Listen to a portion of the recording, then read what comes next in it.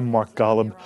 My friends, I wish we weren't on the air again here on JBS Shalom TV with more of Israel in turmoil. As I'm sure many of you already know, early this morning in West Jerusalem, 2 Palestinian terrorists, armed with a gun, knives, and butcher's axes, attacked Jews praying in a synagogue in the Orthodox Jewish neighborhood of Har Nof. The Palestinians murdered 4 rabbis who were in the midst of davening and wounded many more before Israeli police responded. These are the actual scenes that were taken from the Har Nof synagogue. And in some way they are just beyond brutal. Just beyond brutal. This is the Har Nof synagogue where 2 Palestinians just entered and started carnage today, Tuesday, November 19th of 2014.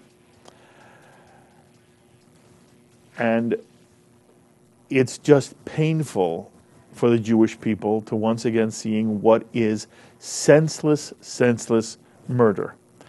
And the people who were murdered were not part of any political movement.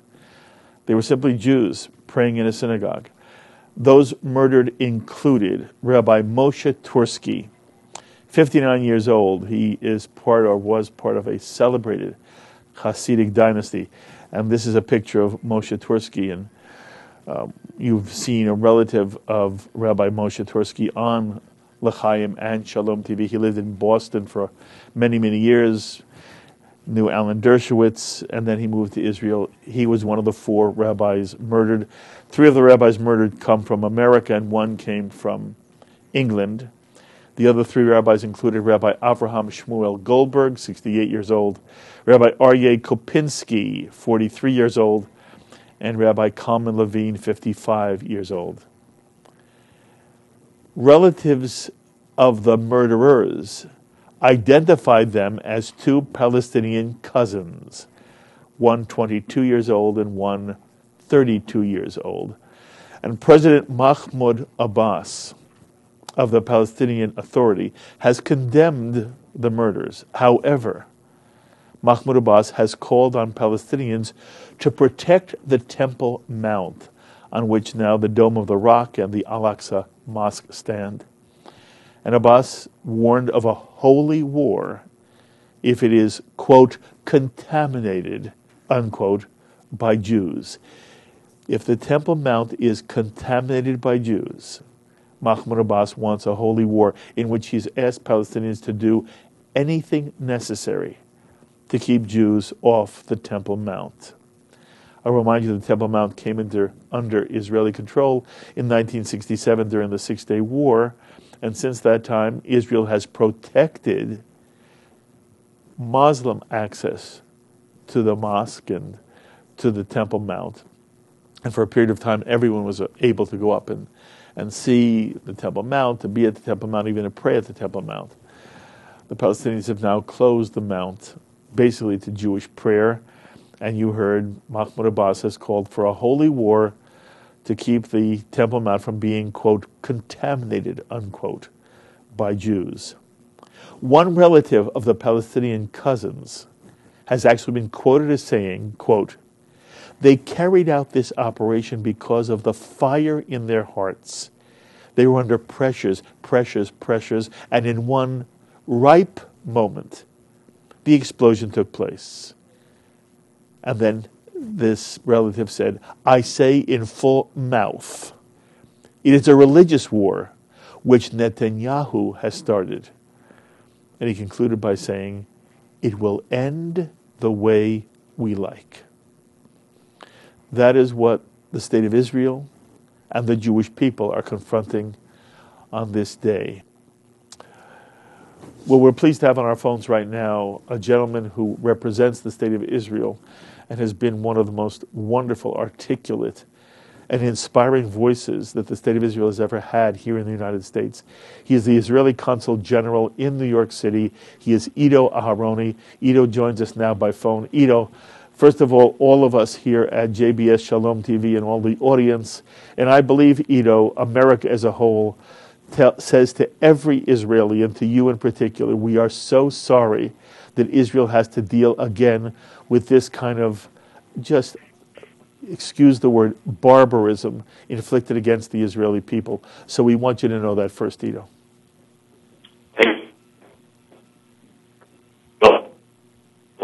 Your viewers and listeners is greatly appreciated this difficult time. Ido, what can you tell us at all? I mean, we've seen the stories. They've appeared on other channels. We've brought the people up to date. But when you talk to your colleagues in Israel, what's the mood and what's the feeling and what's going on right now? Well, the mood is, these are very difficult days. This is a very, it's a tragedy. 4 rabbis, 3 Americans, 1 British, all 4 of them, of course, Israeli citizens. One of the victims just lost his daughter 2 years ago. And so the cabinet is convening right now, and they will make several decisions. I can tell you one thing for sure: we will know how to protect our people. It is good to hear, Ido. And this event raises 2 obvious questions. One question is this a precursor to another intifada? Do you worry, Ido, that the violence which has continued to escalate over the last couple of weeks, this is not the first Israeli who has died at the hands of Palestinians lately, and we've had these incidences where Palestinians have driven cars into civilians who are standing at bus stops. But the first question is, do you worry that this is the start of something larger? Well, of course, we're always concerned with the situation. Certainly there was an escalation in the last several weeks that could be directly tied to the growing wave of incitements coming from the Palestinian Authority, from the leaders of Hamas. We believe that the root cause for all this growing instability and attempts to attack innocent Israelis are directly related to the ill-conceived notion by the Palestinian leadership that they can form an alliance with the terrorist organization, with Hamas. So the first thing that they have to do is to break this alliance that they formed with Hamas, and return immediately to peaceful ways, to desert completely the way of opposing Israel through terrorism. Mm-hmm. The second question is, what does this do to any hope of achieving some kind of rapprochement? I don't even want to use the word peace anymore. But in terms of creating some kind of meaningful dialogue and a meaningful coming together of Israelis and Palestinians, what does this do to that? And should American Jews and Americans in general, Ido, now feel a sense of despair? Well, there's no reason for despair. There was not even one moment in the last 120 years since the Zionist movement was founded when the Arabs and the Palestinians later recognized genuinely and authentically and truthfully Israel's right to exist as a homeland for the Jewish people. So this is part of an ongoing, a century-old onslaught, Arab onslaught on Palestinian national sovereignty in the Holy Land. And yet, despite of this ongoing onslaught, look at what we were able to build. Look at what we were able to achieve. So there's no room for despair. There is plenty of room for resilience, for determination, and for perseverance. As this is exactly what you will see. I don't know if our listeners know that, but the synagogue, Beit Torah in Yefenov, Jerusalem, the neighborhood that was attacked, opened its doors several hours after the attack, and people are praying there now, right now, as we're speaking. One last question for you, Ido. To what extent does the State of Israel, and I'm now talking about the formal government, Prime Minister Netanyahu, the Knesset, yourself, to what extent do you hold Mahmoud Abbas responsible for this act because he has called for such, the word we always hear is incitement, but what he has certainly done is he has asked Palestinians to do everything they can to, quote, protect the Temple Mount from Israeli Jewish presence. So I'm asking you a direct question. To what extent do you within the Israeli consulate and the Israeli government hold Mahmoud Abbas responsible? Well, certainly we are not happy with all the incitement to violence that came out of his office and himself directly, although he condemned this attack. But a couple of weeks ago, he sent a letter of condolences to one of the terrorists that murdered an innocent Israeli. So ultimately, we judge Mahmoud Abbas, known as Abu Mazen, by his deeds and not just by his words. Words are important, but the first thing he has to do is break this pact that he established with Hamas, a widely recognized, internationally recognized terrorist organization. To share a moment with you. You have done a spectacular job for the State of Israel. I'm very sorry we have to speak today under these circumstances.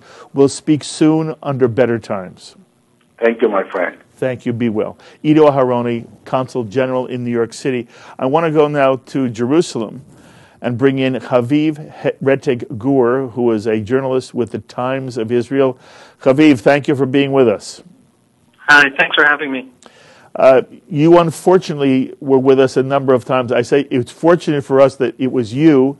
It was unfortunate that we had to turn to you so often during the summer and during the Operation Protective Edge and during our series, Israel in Turmoil, but you have always been wonderful in bringing us perspective. I only wanted to take your time for a few moments, but I want to hear from you how you feel Israelis have internalized the events of today. You know, if we were on the streets of Jerusalem, if we were in communities all across the land, Haviv, what's your sense of how Israelis are dealing with this crisis? I think the big change brought about by today's attack is that Israelis are no longer looking at the violence in Jerusalem as emotional outbursts, as an escalation, as a response to some members of Knesset calling to produce a prey on the Temple Mount, as anything that can be calmed, or any sort of misunderstanding. I think Israelis now feel that this is a planned, systematic assault, that this is another round of war. We saw in these attacks a great deal of planning, a great deal of, it's not a synagogue that anyone would necessarily know is there. It's in a complex, and these people knew where they were going, when they were going, what they wanted to do. There's even an Israeli newspaper speculating that it's significant that this happened in the neighborhood. It's significant that this happened in the neighborhood where the father of one of the killers of Muhammad Abu Khdeir, one of the Jewish killers of this Palestinian teenager, lived in that neighborhood. So there is now, it's no longer just the frustrations of Palestinians or frustrations of Jews living in a divided city. This is now a systematic wave of terrorism. Every one of the attackers in recent weeks who were suicidal terrorist attackers, not stone-throwing kids is one thing, but every one of the major attacks have been people with long affiliations with Hamas. Today's attackers are both officially members of the Palestinian, of the PFLP, the Popular Front for the Liberation of Palestine, which doesn't really exist as an organization or movement, but it has some terror infrastructure, some people who are loyal to it. It is part of the PLO officially, that is led by Mahmoud Abbas. So these are now organizations, and these are, systematic. That's the feeling now. Okay. Haviv, I know you have only a moment or two left, and everybody's wanting you today, and you should be on every American, and you should be on every Canadian and foreign television that can possibly get you. You're wonderful. Do you feel the Israeli perspective is this is the start of another intifada? And as I just asked Ido Aharoni, do you feel that this puts sort of a nail in at least the coffin for the time being of any kind of peace initiative between the Palestinians and the Israelis? Two questions for you, and then I'll let you go. I don't know that it's an intifada, because an intifada there are two events that are called Intifada, and they're very different events. In the late 80s, Intifada was a genuinely popular, very decentralized uprising. It really was, and it had a profound effect on Israeli politics because it seemed very authentic and very popular. And the Intifada, the second Intifada, so-called, of 2000 was absolutely not that. It was a planned, coordinated, systematic war with generals and orders and command and control that used as its main tactic suicide bombings against Israelis that killed over 1,000 Israelis. Mm-hmm. So neither of those is possible today. Okay. And it's not possible today because the Palestinians are just... We're past the point. First of all, Palestinian population centers are under control of the Palestinian Authority in the West Bank, and in Gaza they're under control of Hamas. So an uprising in Ramallah today would not be against the IDF; it would be against the Palestinian Authority, and such things have been put down very, very effectively. As for a terror attack, a wave of the type we saw in 2002, the infrastructure has been dismantled, and so there just isn't the ability on the part of Hamas or any other group to do what we saw then. Now, obviously, Haviv, they can pull off some attacks, right? So Haviv, you're basically describing then something more like a war of attrition. We have been in a war of attrition since 2000. Yes. Almost 15 years. Yeah. And that really is the right way to call this. And it's a war of attrition that's a tragedy, a terrible tragedy for the Palestinian side, because it's a war of attrition where the Israeli goal is to not get destroyed, which is a relatively easy goal. As long as you're still standing, you win. The Palestinian goal is for us to leave the country and go to another country. And so the Palestinians are fighting, the people who engage, Hamas, PFLP, the people who are pushing these terror attacks, are fighting against, us being here and believe that they can eventually kick us out. If it wasn't violent and deadly and horrific, it would be silly. Yes. And that's what we're seeing now. We're seeing now attacks against Israelis in their synagogues, in their, trains, attacks that can't possibly have the effect that the attacks want because we have nowhere to go. So it's a war of attrition, the Palestinians must lose just by the sheer facts on the ground, and a war of attrition that is preventing the Palestinians from getting what they actually want, or what they say they want at least. Okay, independence. And what does it do to the peace process? 30 seconds. Hundreds of polls of Israelis, hundreds of polls over the last 20 years. The Israel Democracy Institute runs a monthly peace index since 1982, I think.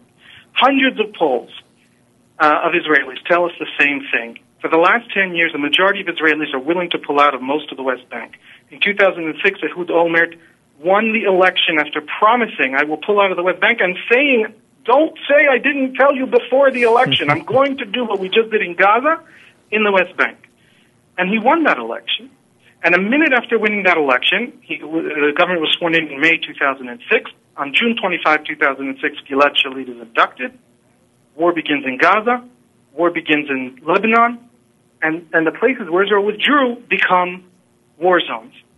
Israel is no longer able to withdraw unless it knows that the places it withdraws from are not going to become war zones. The more there's terror, the less Israelis are willing to make peace. Mm-hmm. And the less likely a peace process is to ever become anything. Haviv Rettig Gur, you are always brilliant. I thank you so much for the time. And I'm hoping that when I call you next time, it's in a different spirit. But today it's very, very important that you made time for us. And I thank you, my friend, for always being with us. I'm happy to. Thank you for having me. Thank you. Haviv Rettig Gur, Times of Israel. Right now, I have the pleasure of sitting with an individual whom you well know here at JBS Shalom TV, Micah Halpern, who does this fabulous series for us, a weekly series, Thinking Out Loud, has joined us here on set. Both of us are waiting. We expect a press conference from Benjamin Netanyahu, and we will, at that point, take you to the press conference. But Micah was kind enough to sit in with us now, and I would just like, you heard the news this morning. Where were you? How did you hear about it, and what's your reaction? And just tell them. Well, I actually heard about it late last night. That's true, right. When it happened. Which was important. How did you hear? Well, I was interrupted. My phone was buzzing all over the place. And just like if I were in Jerusalem, I would have run down because the phone buzzed with all kinds of text messages and everything else. Who was texting you? Everyone from colleagues to journalist updates to the government press office to the police. So everyone's coming in with information.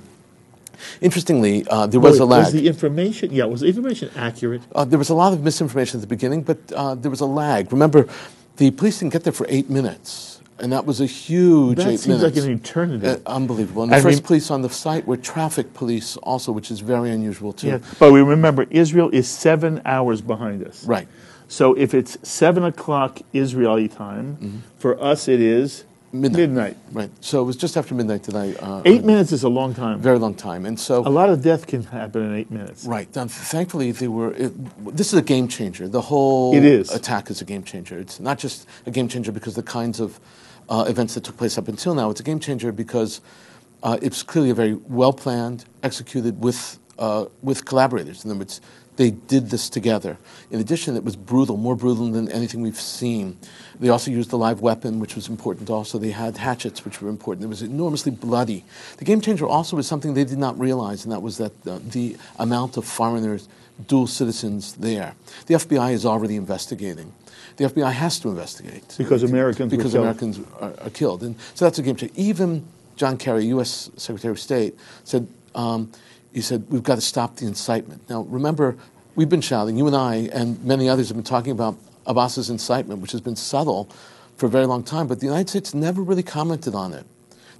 They said, enough, you can't do this. You're actually sponsoring this.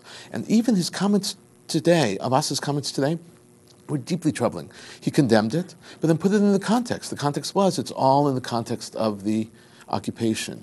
Well, that's exactly what Hamas said, only they didn't condemn it, they lauded it. They gave the exact same explanation. Islamic Jihad gave the same explanation. So we have this very interesting concept here.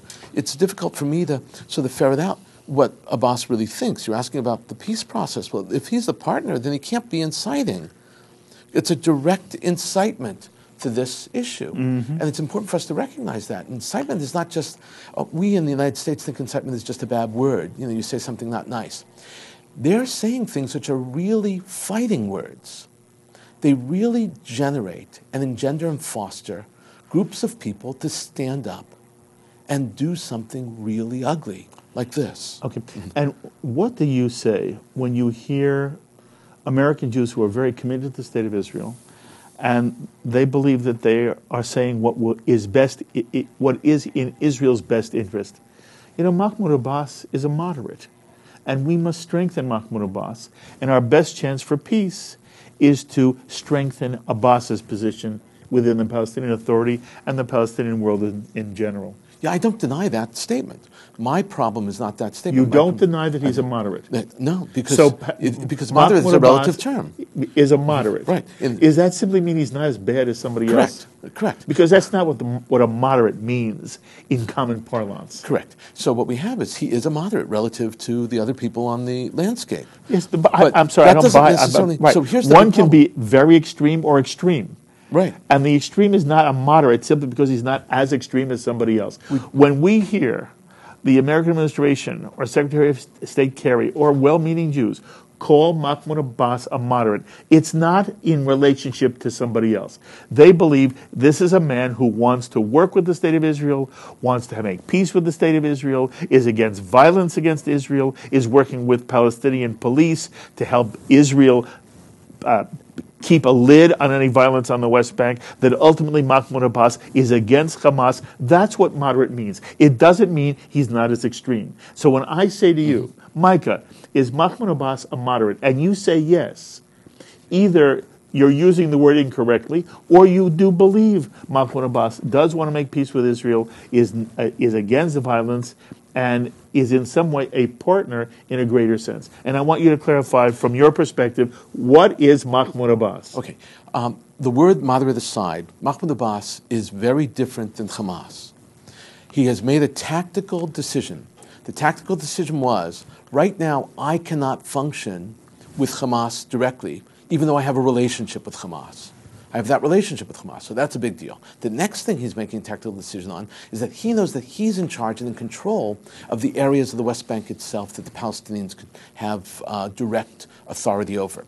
So he can only articulate and engender and foster resistance in the Israeli side, on the Israeli side. And that's what we're seeing. These two terrorists came from Jabal Mukaber, which is a village inside Jerusalem. It's right at the Tayelet, right at the promenade. That's where it is. Israeli Arabs? This village of 14,000 chose in 1967 not to accept Israeli citizenship when they were offered it.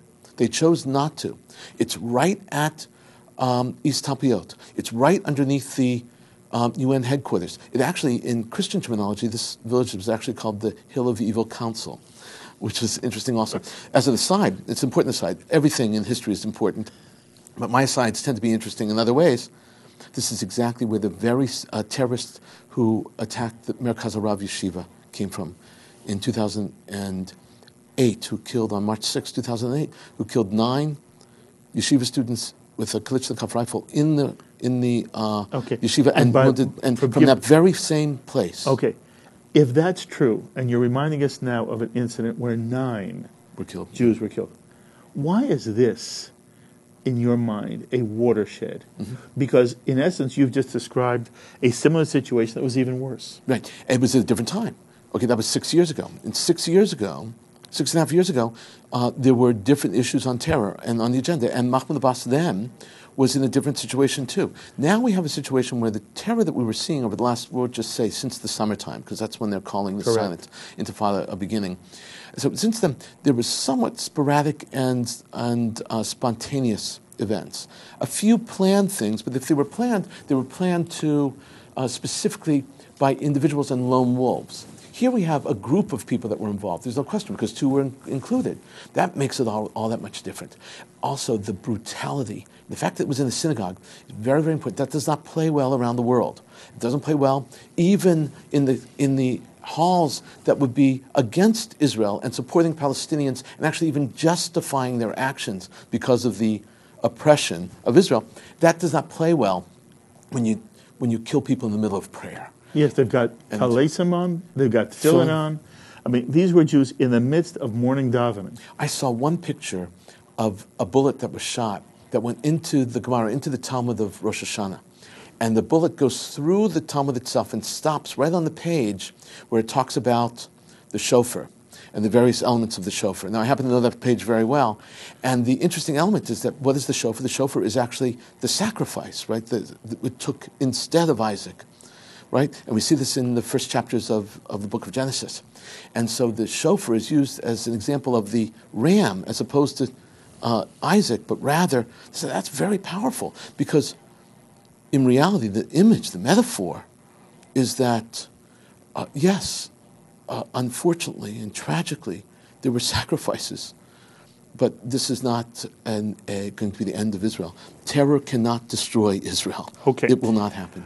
We're coming to you now live from JBS Shalom TV studios. Another edition, unfortunately, of Israel in Turmoil. And I have the great pleasure of sitting with Micah Halpern, and we're waiting for a press conference of Bibi Netanyahu, and I'm going to ask the control room to speak in my ear. Is it likely that we'll be going to that press conference or not, Ron? All right, it's supposed to start shortly. And it may be, Sloan, that if we have time, we'll open the phones. If anybody is watching right now live, JBS Shalom TV, and wants to make a comment, wants to just express themselves. I mean, one of the things that we do here at JBS Shalom TV is that we create a community for all of us. So that it may be that if there's somebody who wants to be on the phone with us, we're going to put our phone number up, and you're welcome to call. While we see if anybody wants to call, and we're waiting for Netanyahu, one of the things that concerns me is how this will affect tourism and people's feeling comfortable going now, visiting now, walking the streets now of Israel in general and Jerusalem in particular. Do you have any insight here? Do you have any feelings about what does this do in terms of creating fear about being in Israel today? Well, there are several elements in terms of the fear factor. Firstly, there's one group of people that, because of this, will go deliberately.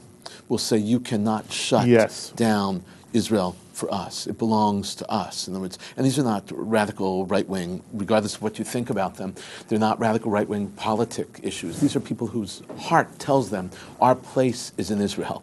And violence or not, New York is more dangerous than Jerusalem. Absolutely. And so that's one group of people. This pales in comparison to what the administration did over the summer when the FAA came up with a decision that said the United States and FAA will not permit flights in, because that was billions of dollars that were lost in summer in the height of the summer season. Even if it was only, it really was like 24 hours. Right. It actually was 48 hours, and it was actually people shut down because their plans were shut. Insurance companies captured, and they lost about $600 million in July and about $600 million in August. Wow. So we're talking money that can't be recouped. Yes. And that's important elements. Now, add to that, that's not what happened. The tourist season has dropped a little bit now, and we'll pick up again in December during the Hanukkah and Christmas rush, and we know that because the price of tickets are slightly lower now. That said, terrorism is a price of what it means to travel in Israel. Mm-hmm. And every time, and I'm sure you've had it, I'm sure all your listeners and viewers who have seen or been a part of this know that a person's first trip to Israel, they often come to an experienced traveler and ask, am I safe? Will I be safe? What are the channels? What are the protocols? What should I do when and if something happens? And how will I know I'm going to be safe? And I know that because I, at least 3 times a week, have a conversation like that with people. And they're not necessarily Jewish and non-Jewish people. Bottom line, do you worry this is going to hurt tourism? No, I don't worry because I know that Israel is taking, and this is a game changer because I heard from the Prime Minister already this morning that things are going to be different. They're now taking not directly, obviously, it was a part of his message to the cabinet, which was an emergency meeting. They're taking the bull by the horns here. They have plans. This cannot happen in Jerusalem, what happened today. We're not going to let it happen again, is what you're saying. Not like this. Okay. So they're going to really actively get involved in what's going on. As we wait for Prime Minister Netanyahu's press conference, we're opening the phones, and we're going to go to Rockville Center. Jay, thank you for calling us. What are your thoughts today, Jay? How you doing there, Mark? I just want you to know, every time I see you or your staff, it makes me stronger to recognize how proud I am to be Jewish. I spoke with you before. I just recently retired from the New York City Police Department as a detective. Just seeing 9/11 and being there, what's going on, makes me want to go more to Israel. Yes. Spending 3 months at Herzliya in Okeanos Marina. I'm leaving December 7th, and being a Jew, my goal is to go to every area which people didn't want to go or was afraid, and spend as much money as I can to let them know we support you. I am proud of what you've done, and we are not going to let these people destroy what we believe in. Good for you, Jay. We are proud, and we will continue to support Israel 1,000%. Jay, I appreciate this comment very, very much. I hope everybody hears you well. And in essence, Jay is saying exactly what you just said. Yes, that's exactly what we call on. We call on people to go and vote with their feet. The reality is that Israel needs you at this moment. Israel needs American Jews, not their money.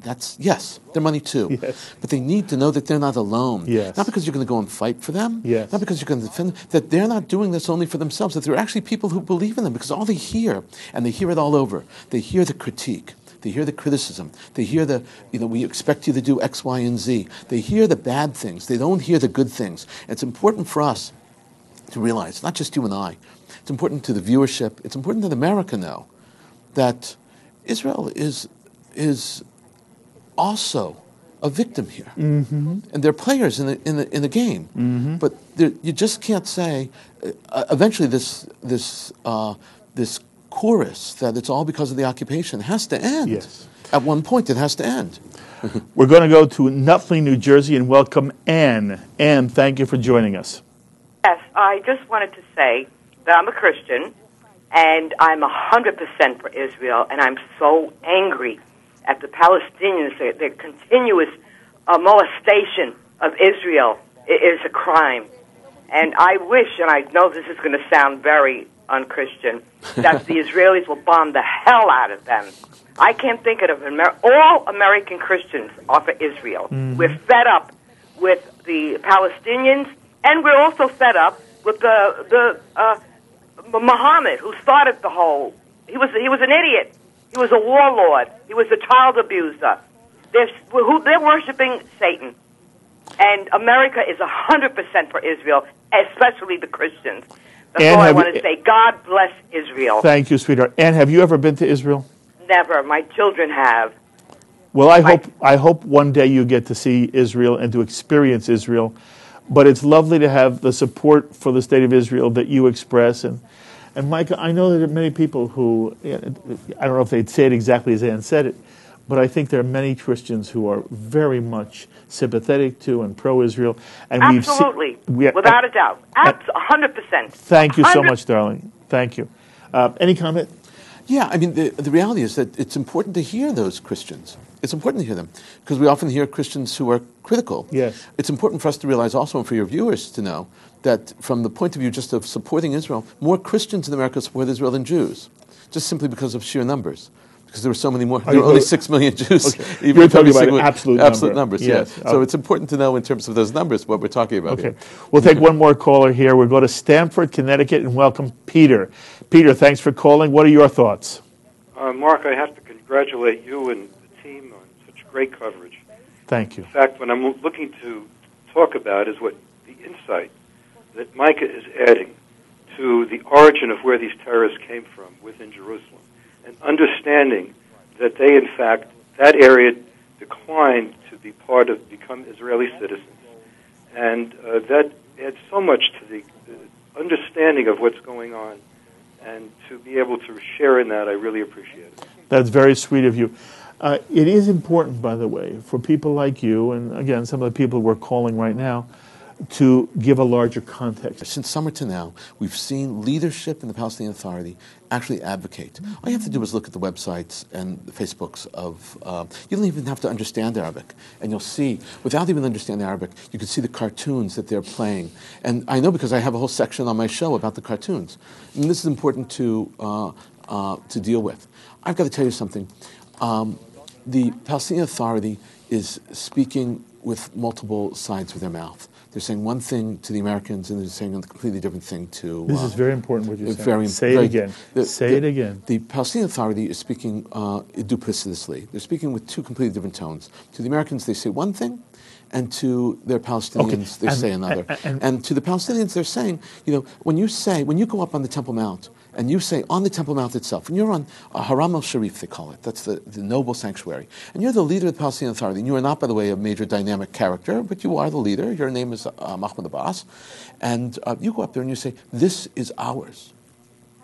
This belongs to us, and no one can try to take it away from us. You are buying into and feeding a conspiracy theory that caused hundreds of people to die over the years, hundreds of Jews. The riots of 1920s were created because that very statement was stated. Mm-hmm. They are afraid that Israel is going to knock down and destroy the Temple Mount. Mm-hmm. And you're feeding into that. When Barghouti, in prison, gets up and says, this is ours, the Temple Mount is ours, Haram al-Sharif is ours, and no one can take it from us. They're saying that Israel is trying to take it. Israel's not trying to take it. I mean, it's a total conspiracy theory. Okay. And you're saying, stand up and fight to defend it. Of course they are.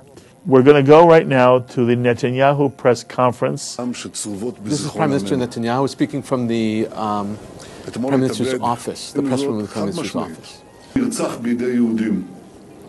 There's certain forces that were aggressive, whose objective were to hurt and destroy Jews at the holy time, at the time of prayer.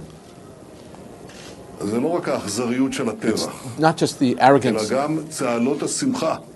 but it was also it was celebrated in Gaza and in Bethlehem. They actually gave sweets to the people who came to visit the funeral tent of the terrorists.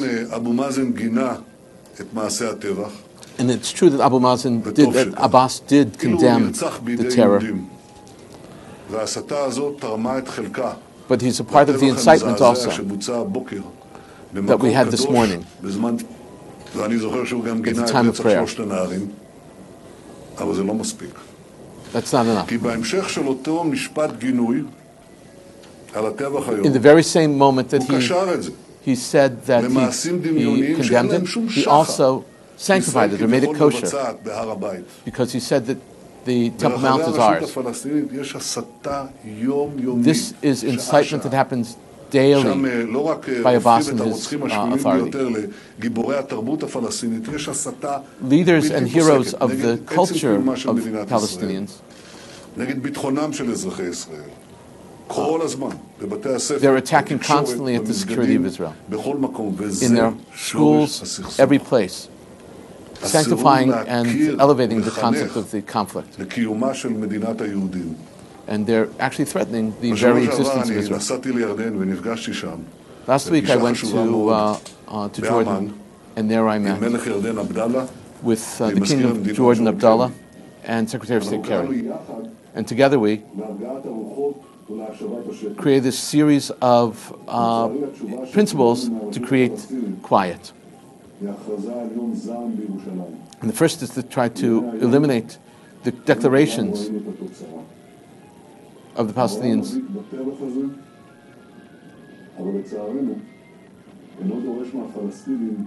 To our sadness, they did not request of the Palestinians to do what was actually expected to lower the conflict. Mm-hmm. And this is a question that how could they join the world of the cultured world? This is truly terrible. This cannot be in any way compromised. This kind of murder of Israelis. Don't fall compare from blood to blood. Yes, this is just horrific. And they take pride in it. When I see a 3-month-old child killed, murdered, and those who are praying with prayer shawls in their synagogues, like in Muslim mosques, they have to at least hear how deep this was. To my sadness, on these moments, they're not met with proper. They're actually given prizes. That we'd never ever see that in this kind of Jewish state. We must fight terror, and we will defeat it.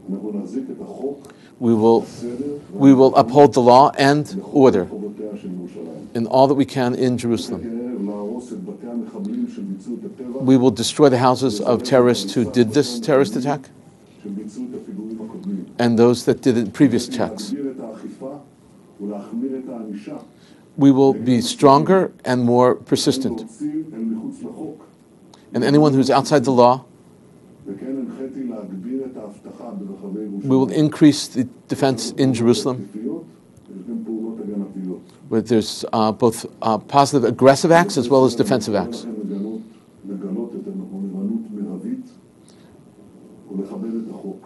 We're going to have to create laws and special laws specifically for this.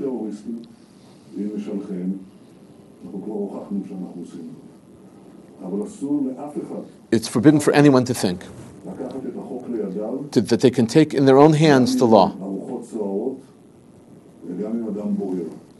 Even if you're inflamed or pained.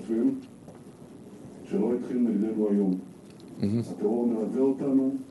Terror brings us to this whole issue of our Zionist cause. It happened once, and it will happen this time too. It happened in the past, and it will happen this time also. They will not achieve their requests, their objectives. We will win. This battle, we need allies. Mm-hmm. And we'll stand up against this test. Mm-hmm. And we will unite against this large issue, especially Jerusalem. I think that's what the citizens of Israel are expecting of me and of us, to be as one. united. What do I request at this moment? That we unite. Now, questions and answers.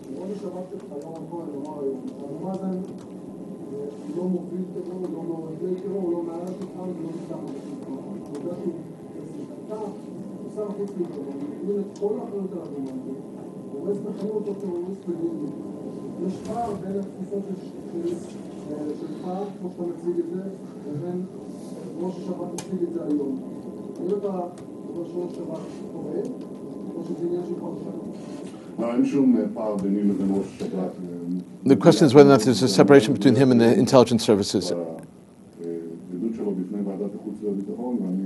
and his testimony before the Committee of Security. The head of intelligence and security says that Abu Mazen, that he's not sending directly, but he's not sending directly,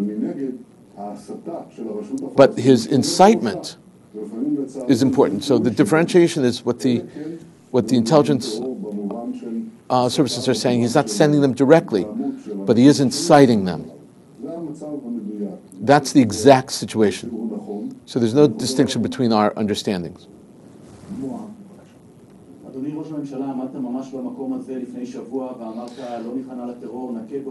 A week ago, you stood in this very place and you said that you're not going to compromise for terror.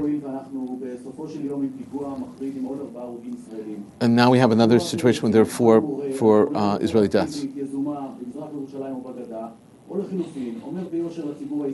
So what do you hope? So what do you hope to do? Especially, is there a possibility that there's no solution to this problem? There is a solution, he says. The whole Middle East is filled with fire that's burning up with regard to Muslim extremism. Look at the thousands that are killed here and the thousands killed there. In Libya. And that fire continues and even encroaches on us. But we're fighting a small little group, which is very, very small. We can handle that battle like Hamas. But it's a process. It's going to take a while. It's not going to happen from today to tomorrow. Okay? When he's not going to explain, we have our own tools. I'm not going to explain them in detail to you right now. And these things that I pointed out to you right now. And we have an iron will and the will of our nation. And we know this. We recognize this. We're aware of this. We've seen this before. We must unite around the things that we have to do. And they might be difficult. Not easy. In addition to that, I expect complete support from the people and from around me for the defense of Israel. I can't hear the question.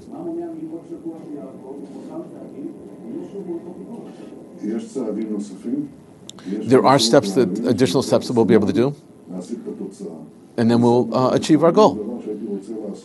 And I would want to do things that I would have wanted to do yesterday. There are processes that we have to do. Now we have to do them quickly.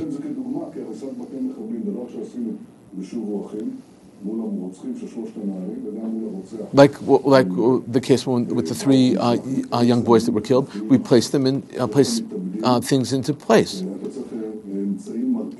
Now we need to find means to do these things also.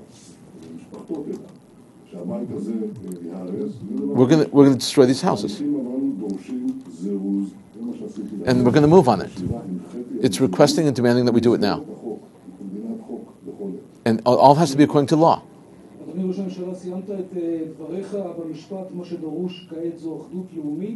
What's required now, you said, you concluded what needs now is that national unity. Is that a political message you're making? Are you trying to save a political coalition to keep yourself in place and to push back the opposition, or maybe even create a unity government? I'm not at this moment getting involved in politics.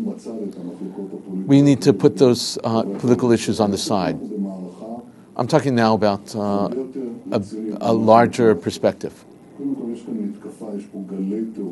Now we have waves of terror that are being pushed by the incitement. And they're trying to rip us out of Jerusalem, rip us out of the roots from Jerusalem, in our own rights to Jerusalem. And this orientation is burning. So not just on Jerusalem, but also in the security of all of Israel. And the security of the citizens of Israel. So we have to join forces together. And Aryeh Deri, Yaakov Litzman, various places, people in political parties have to join forward. They have to join forces together with us. At this moment, we are demanding unity. One of the things that I was struck by was how, again, in contrast, and the contrast is important because very often in the American media, there is a moral equivalency drawn. All the time. And what you heard the Prime Minister say clearly to the Israeli people is that no one had the right to take the law into their own hands because of their own grief or anger at this event. Exactly. Comment on that. Now, this is important because people are constantly saying, well, there's a reason for it. Don't you understand? And this is the people explaining that the reason why Palestinians are up in arms is because of the occupation or Israeli oppression. Israel is a state of law. And the state of law is very important. You violate the law, you're going to be prosecuted. You're going to be arrested and prosecuted, and that's what happens. This week, we know, just this week, an Israeli soldier who shot and killed a Palestinian was not just arrested, was convicted and is now being sentenced to violating basic rules. Yes. You do not, and vigilantism is wrong. Yes, and by the way, remind our audience, after Abu Khdeir was captured and burned alive by Israelis after the 3 Israeli teens had been kidnapped and murdered, the family of Abu Khdeir was designated by the State of Israel as victims of terrorism to receive the same financial compensation that an Israeli Jewish family receives if they are subject to Palestinian terrorism. And those murderers of that Palestinian boy will be tried. They're arrested. They will be tried, and there is no question they will be convicted. And not because the evidence is because they've admitted to it. But I mean, they will have their defense. The question is what their punishment will be, not whether or not they did it. And that reflects a very important difference between the groups. Society of law and justice. And so when the Prime Minister says you cannot be a vigilante, this is what we have to unite. Not unite in anger. We have to unite in defense. We have to unite because they're trying to kill us. We are not. We are not, under any circumstances, he's saying, them. We are different than they are. And that is important for all of your listeners, all of your viewers, and everyone in America understand. Of course. This is and this is the Jewish way of doing things. Yes. This is the Jewish way of doing things. The Jews, they're not going to, and in the Zionist world, they're not going to sit back and become victims. Yes. They're going to defend themselves, but they're going to do it within the proper channels, and if laws need to be changed, they will be changed to do it also. Okay, one more question. The theme of the press conference, as I experienced it, was you had a room of journalists saying to Prime Minister Netanyahu, you told us this wasn't going to happen again. It happened again. Is there a solution? That was the question asked of him. His answer was yes. And you also said earlier in this program, Micah, that you believe the State of Israel is going to in some way be able to stop this from happening in the future. Yeah. And at the same time, I'm saying to myself, it's so hard to... If there are crazies who are willing to die as they take other people's lives, yes, it's almost impossible to stop it. So when you hear Netanyahu asked by the Israeli press, is there a solution? What was your sense as you heard his answer? Well, there is a solution, and there are multiple levels of solving the problem. Now, there's no switch that you turn and you say, well, now it's off, now it's on. One of the things that has to happen is that incitement has to be reduced. Because when you do that, you take away the how fomenting. How do you reduce incitement the leaders, from the Palestinian Authority? The leaders and its media has to stop doing this. How do you make the Palestinians stop that? By the way, it has to be in their best interest. Okay, they have to believe that by going head-to-head against Israel... How do you Israel, make it in their interest to stop incitement? Okay, because they believe that they've learned from the intifadas in the past that they gain things. They get their agendas on the table. Just tell me how you stop it. So the way they have to be convinced that they will not succeed. And the way you do that is that you have to clamp down on every possible scenario. And that's what's going to happen next. It's not good enough diplomatically anymore. Now the police are going to have to be involved. It's going to be a larger presence of police in the Arab villages and around, and they're going to cut down a lot of this stuff. Do you expect the American administration to learn something themselves from this about the Israeli-Palestinian conflict? At 3 a.m., I heard John Kerry's comments, and I saw his face. And I got to tell you, he was visibly distraught. And when he said enough of the incitement, he was not speaking to Netanyahu. Mm-hmm. He was speaking specifically. I think that this was a message that they may have heard. Now, does that mean, and this is a big challenge, when you asked me earlier, does the administration know or hear that Abbas is saying two messages? My answer to you is sometimes. At this particular moment, they hear that, but they choose not to act on it. It's like a parent who hears what their child is saying. They choose not to act on it. It's not because they're ignoring them. It's not in their best interest right now to choose that battle. Yes. They have chosen a different battle with the Palestinians and a different tact. This cannot be accepted. And I think that that's why this is a changer. It's a watershed because they're Americans. But then again, there have been previous Americans, yes. Right? One of the three boys was an American. But now we have 3 Americans, and you have also, we haven't been updated as to the condition of several others. Yes. Look, I know Moshe Tversky's father. I knew Moshe Tversky's father. I was a student of his in seminar. This is one of truly the greatest and one of the greatest minds in Jewish world in the 20th century. Well, the whole Tversky family is extraordinary. Yes. And in fact, next week we have scheduled a replay of my interview with Avraham Tversky. Oh. So you'll see him then. Anyway, thank you for being on this panel. Look, I felt that this was very important for us to get in here and to go live.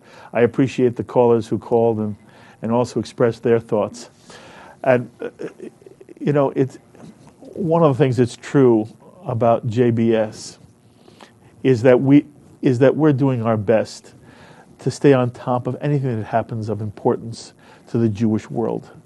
And again, I don't know where else you were going to be able to see Prime Minister Netanyahu in his press conference in Hebrew with Micah Halpern doing a simultaneous translation, and he was out of this world. And I hope that it's just meaningful to you. And, you know, all of you who have been in touch with me, you tell me all the time how much you appreciate what we do here at JBS Shalom TV. But this is what we're trying to do most. And when issues of importance to the Jewish world occur, sometimes they're very painful. I want to be there so that we will create a community together. By the way, I should let you know, this man here who does Thinking Out Loud for us every week on JBS Shalom TV. He was supposed to come out here today and really tape a program that you would see very shortly. And he came out here, and he came out from Manhattan, where our offices are in Fort Lee, and he comes out. And by the time he gets here, we're all immersed and try to produce this program for you at noon. Again, it will be shown again tonight at 10 p.m. And, we had to cancel, in essence, Micah's taping. He said, fine. And I asked him would he sit in with me. He said, absolutely. He stayed to be on this show. So I want you to know, Toda Rabah, it was very, very kind of you. And you do extraordinary work. And I hope you read his column, The Micah Report, which is online. And again, you're thrilled to the insights he brings us every week. But thank you very, very much, Micah. My thanks also to IBA, the Israel Broadcasting Authority, for helping us with the feed of the Netanyahu press conference. And my thanks, as always, to all those people who helped here in studio. Sloan Copeland and Serge Goldberg and Dara Golub, who helped put this program together. Our producers, Ron Jacobson and Carol Lilienthal. And to you, our callers, and for all of you who give us such encouragement and support and make JBS possible. Again, we're just like PBS. We rely on you. Until the next time, I'm Mark Golub. Be well, my friends.